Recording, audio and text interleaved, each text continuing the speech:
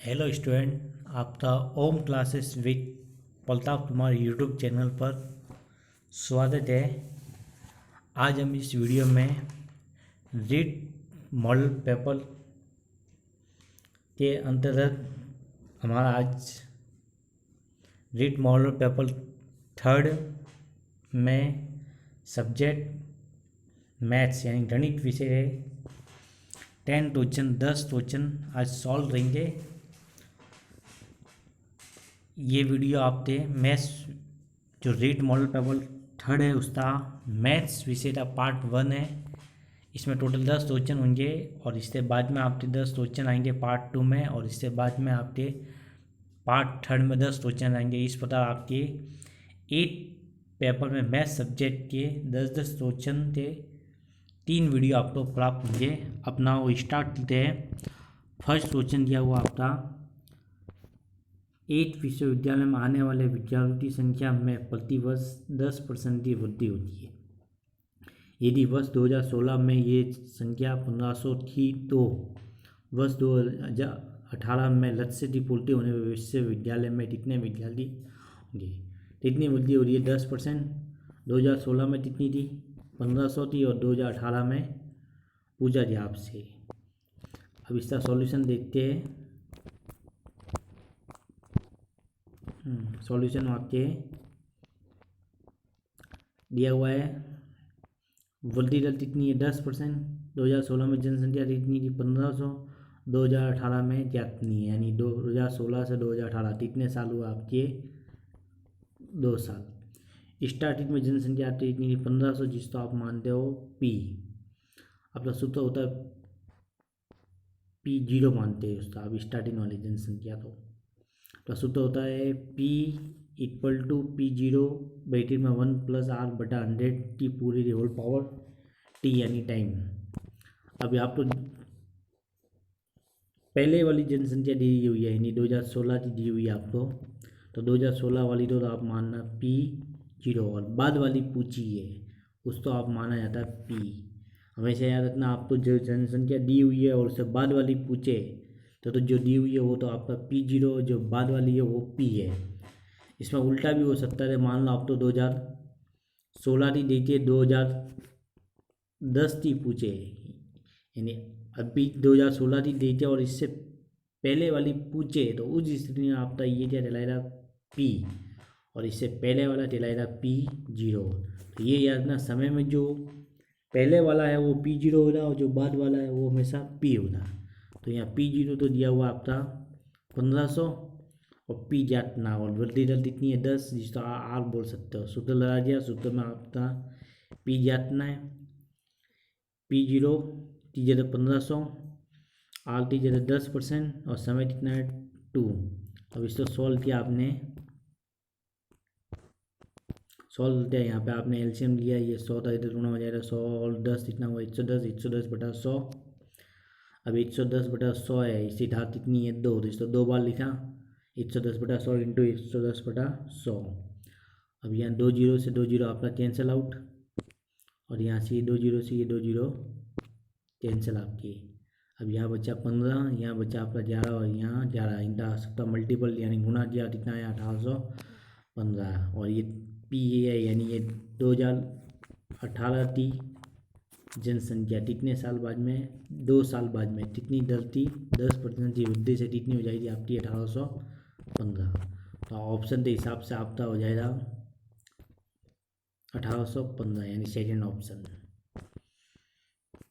Second question दिया हुआ आपका निम्नलिखित दिए गए चित्र में त्रिभुजों की सर्वांश समता कौन सा नियम या प्रतिबंध लागू होता है? नियम या प्रतिबंध दे रहे आपका एक चित्र दिया हुआ है, इसमें बताना है सर्वांश समता कौन सा नियम लागू हो रहा है, और फिर ये आपका ऑप्शन भी दिए हुए हैं। तो इसका सॉल्यूशन देखते हैं। आपने चित्र देख लिया होगा, हम आप इसका सॉल्यूशन आपको बता रहे थे।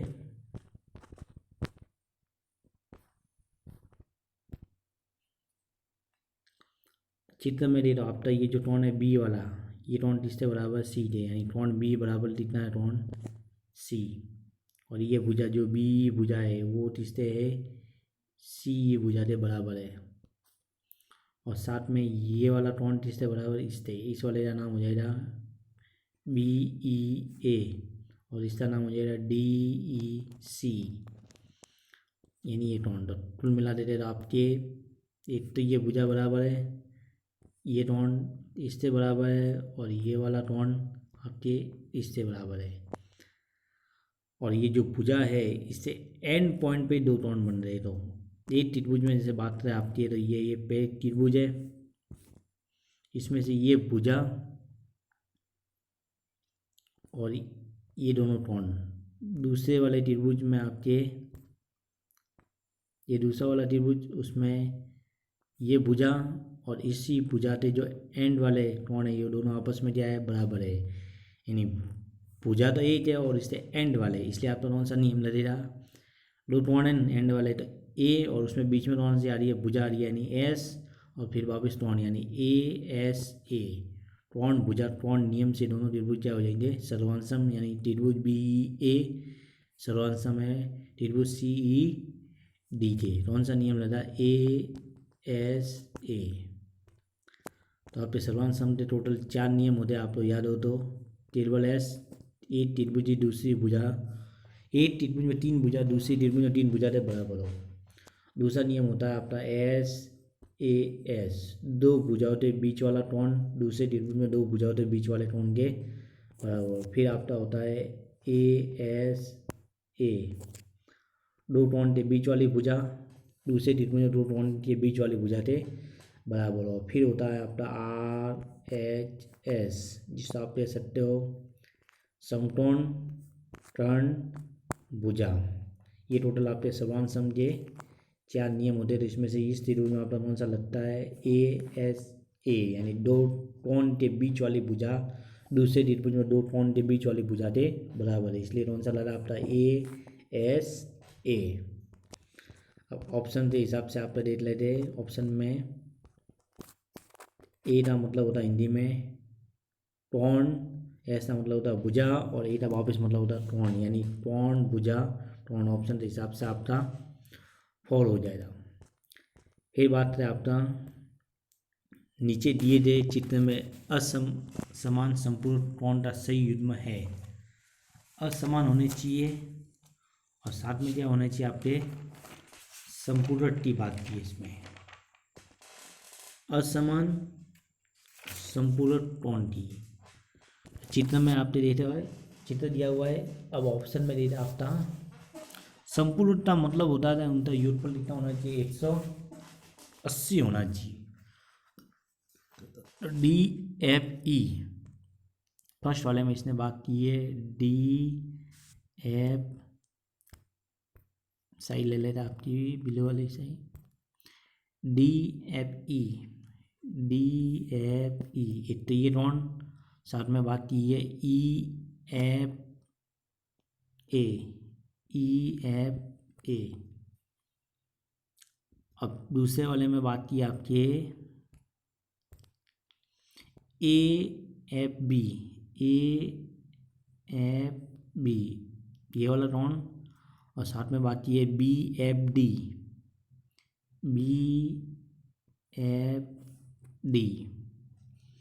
तो देखो संपूर्ण होना चाहिए। तो ये तो ये वाला टोन और ये वाला टोन, ये दोनों आप जोड़ो दे तो ये सीधी लिखा जाएगी, यानी इन दोनों का योगफल लिखना हो जाएगा 180। और ये दोनों टोन भी आपस में असमान है, यानी ये तो है ही है।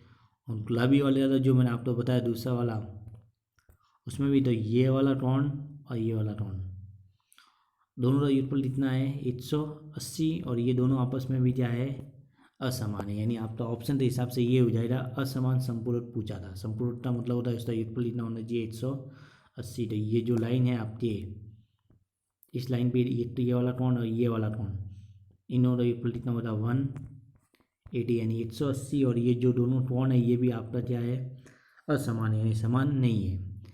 और इसी के साथ में एक युग्म दिया हुआ जिसमें ये लाइन है,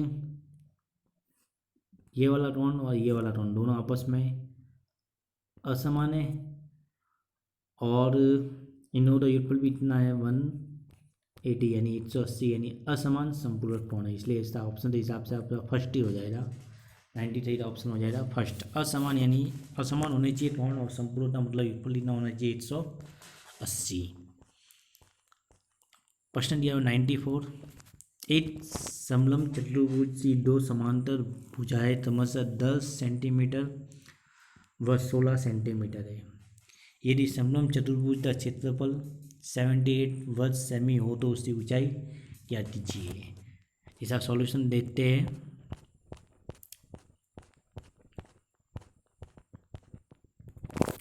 समलंब चतुर्भुज का क्षेत्रफल सूत्र होता है 1/2 समांतर भुजा द्वयोर इंटू बीच की दूरी। मोस्टली समलंब चतुर्भुज इस टाइप में बनता है जिसमें ये तो दो समांतर भुजा होती है और ये क्या होती है, इसके बीच की दूरी कह सकते हो या ऊंचाई कह सकते हो या लंबवत दूरी, तीन चीज़ें नाम चलता है। तो यहाँ पे बोया हुआ क्षेत्रफल दिया हुआ है 78, यानी ये जो क्षेत्रफल है ये कितना टोटल 78 1/2 इंटू समांतर भुजाएं ये और ये इन दोनों का इक्वल जो बताना है। तो ये कितनी है 10 और ये कितनी है 16 और ज्ञात क्या करना है बीच की दूरी, ये वाली दूरी अपने तो ज्ञात करनी है। इस दूरी तो मैंने मान लिया h, तो सूत्र में मान दिया। अब 10 और 16 इतना हो जाएगा 26, इस तो यहाँ से काट दिया, इतना आया 13 बार और ये 13 गुणा वाला का चला जाएगा बाद में और सॉल्व करते h बराबर इतना आ जाएगा आपका 6 और h ही क्या कहलाती है आपकी बीच की दूरी लंबवत दूरी और ऊंचाई और कितना आया 6 सेंटीमीटर। तो आपका आंसर हो जाएगा यहाँ पे ऑप्शन के हिसाब से थर्ड यानी 6 सेंटीमीटर हो जाएगा। 94 का ऑप्शन नंबर थर्ड। आगे दिया हुआ आपका 56 सेंटीमीटर व्यास वाले, व्यास कितना है 56 सेंटीमीटर व्यास वाले, ये व्यास कितना है इसका 56 है, तो इसका आधा तो दे तो आपकी त्रिज्या आ जाएगी कितनी आ जाएगी 28। बोला किसी व्रत के आधे भाग की परिधि व्रत का आधा भाग, ये आपका दिया हुआ व्रत का आधा भाग, ये अपने को ज्ञात ना आधा भाग। ये तो सॉल्यूशन में आपके आते हैं। सॉल्यूशन में आपको दिया हुआ है व्यास दिया हुआ है, व्यास का आधा तो दे तो त्रिज्या बराबर दिया दिया व्यास बटा 2 यानी इतना आ जाएगा आपका 28। व्रत के आधे भाग की परिधि यानी ये आपका आधा भाग कहलाता है। ये व्रत की आधे भाग की सिर्फ परिधि पूछी है तो सूत्र होता है आपका पाई आर, टोटल होता है 2 पाई आर, तो आपका हो जाएगा यहाँ हो जाएगा पाई आर।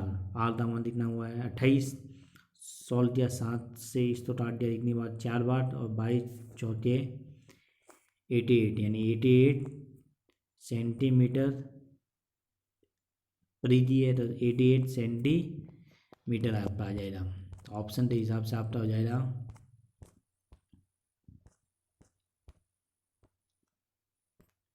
95 का आंसर हो जाएगा 88 सेंटीमीटर। फिर आपका दिया हुआ 96, यदि दो घनों के आयतनों का अनुपात 27:64 यानी 27:64 तो इनके पृष्ठों के क्षेत्रफलों का अनुपात क्या होगा। इनके जो पृष्ठ होते हैं उनके क्षेत्रफलों का अनुपात क्या करना है। सॉल्यूशन में आते हैं आपके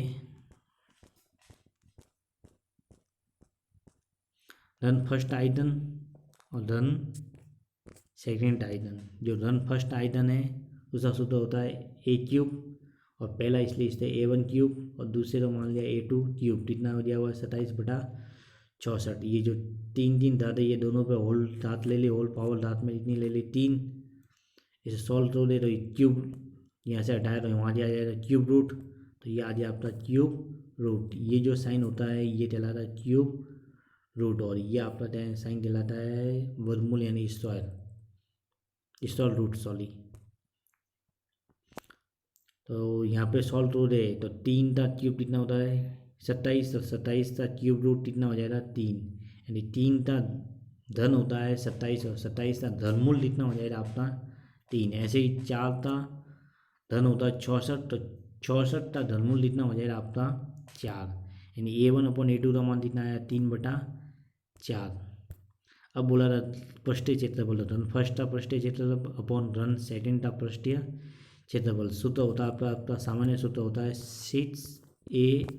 पहले वाले में a1 और दूसरे वाले में लिया 6 A2 स्क्वायर, ये मैंने यहाँ पर लिख दिया। यहाँ पे 6 से 6 दिया हुआ टेंसल, यानी A1/A2 और A1/A2 की पूरी धात इतनी है ओल्ड, यानी ओल्ड स्क्वायर आ जाएगा।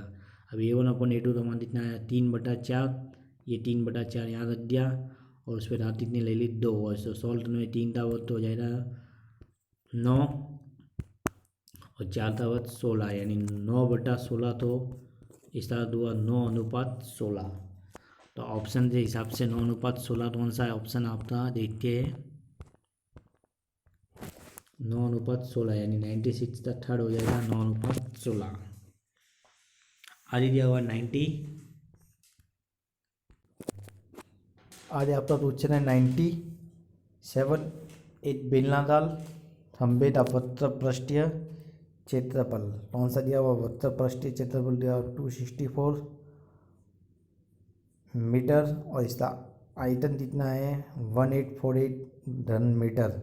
खंभे की ऊंचाई क्या थी और खंभा कौन से आकृति में बेलनाकार। सॉल्यूशन में आते आपके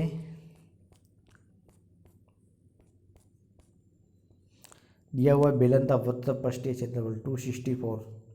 बेलन का वक्र पृष्ठ का सूत्र होता है, ये आपका बेलन कहलाता है। सामान्य बात करें तो ये आपका क्या कहलाता है, बेलन। और ये जो साइड वाला भाग है, ये वाला और ये वाला जो साइड में, ये डला रहा आपका वक्र पृष्ठीय क्षेत्रफल। और इसका सूत्र होता है 2πRH, 264। और एक दिया हुआ बेलन का आयतन जितना दिया 1848, आयतन का सूत्र होता है πr²H। आयतन का मतलब इसमें जो सामान भरा जाता है, यानी इसके अंदर जितनी वस्तु आ सकती है, ये जितना स्थान घेरता है वो डला रहा आपका आयतन। यानी 2 समीकरण आपकी आई है। फर्स्ट समीकरण आया वक्र पृष्ठ से और सेकंड आया आयतन से। अब ज्ञात क्या करना आपको, ऊंचाई ज्ञात नहीं है, तो इसलिए मैंने ज्ञात किया है समीकरण नंबर 2 में समीकरण 1 का बाद दे दिया, यानी डिवाइड दे दिया। डिवाइड देने के बाद में ये इक्वेशन तो आपके सेकंड है और सेकंड में किसका डिवाइड दिया है फर्स्ट से, तो ये तो ऊपर आ जाएगा और ये ना आ जाएगा नीचे। सॉल्व किया मैंने तो पाई से पाई कैंसिल आउट, एस से एच कैंसिल आउट, यहाँ 2 पावर आती है और यहाँ 1 पावर कैंसिल होते ऊपर, तो हो जाएगा R/2 इक्वल टू यहाँ कितना आएगा 1848/264। यहाँ से सॉल्व किया 2 तो यहाँ डिवाइड है, डिवाइड बाद में उड़ा जा रहा क्या हुआ गुणा में, और सॉल्व करते आपका इतना आंसर आ गया 14, यानी 14 आंसर। अब यह कैलकुलेशन कर लेना, टट उठाते आपका आंसर आ जाएगा 14। समीकरण आपसे पूछा था ऊंचाई, यहाँ पे आर आया, यानी जो बेलन है उसकी त्रिज्या आई है। अब समीकरण 1 में मैंने मान रख दिया, आधे स्थान पर इतना रख दिया 14। यहाँ से ये कैंसिल आउट 2 टाइम्स 2 बार, और ये मल्टीपल वाले सब कहाँ चले दिए बाद में। यहाँ से एच दिया क्या कितना आया 3, तो यानी आपकी ऊंचाई कितनी आई 3।